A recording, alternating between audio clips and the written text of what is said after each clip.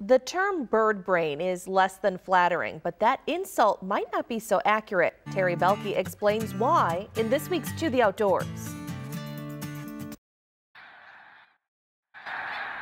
Birds are a part of our everyday life, though we often fail to even give them the slightest notice. Birds in general are highly intelligent, and those in the corvid family rank as the smartest. Right?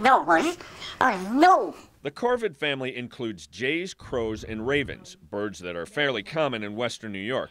Jiminy is an American crow living with Margie Hanrahan of Messenger Woods Wildlife and Education Center. He was taken in by a Good Samaritan at a very early age, thinking he was injured. He wasn't, but by the time he got older, the caretakers realized they had too much on their hands, and he was surrendered to Messenger Woods. Margie took him under her wing, and now Jiminy acts as an educational ambassador. It's funny because, you know, I have the hawks and the owls, and they're so beautiful, and people love them so much, but they kind of just walk by him until he starts to talk. And that is the big draw, because they don't realize how intelligent that they are, that they can actually speak. Ravens are larger than crows, and in the wild tend to be less tolerant of humans, whereas crows and humans often live side by side. Gordy is a 32-year-old raven. Marianne Heights inherited him 2 years ago from Eve Fertig. Fertig was a pioneering Western New York wildlife rehabilitator who passed away in 2015. Heights thinks family structure may be a key to corvid intelligence. Unlike other birds that, you know, they're raised, you have your fledglings, they leave the nest, that's it, they're on their own.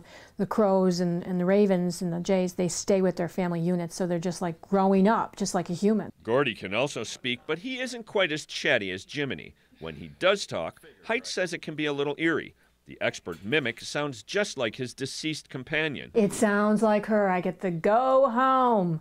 And that's how Eve sounded. I mean, her voice was very distinct, and boy, I got to tell you, it sounds just like her. Their ability to speak is due to a unique addition to their anatomy. They have what's called a tympanic membrane, and I want to say it's almost like that. It's not like a voice box, and it has, like, I want to say, like a membrane that they can vibrate. That's how songbirds can actually do 2 songs at once. Corvid intelligence is not measured only by their ability to speak. They are accomplished tool users, can identify faces, and are able to solve abstract problems, things once thought to be only a part of the human condition. It's little wonder why they've been able to evolve so closely to our society. People come out now and they'll be like, I never knew that this is the crow that's flying around my yard that is that smart. And now they have a newfound appreciation for these animals. To watch them, the things they do outside is incredible.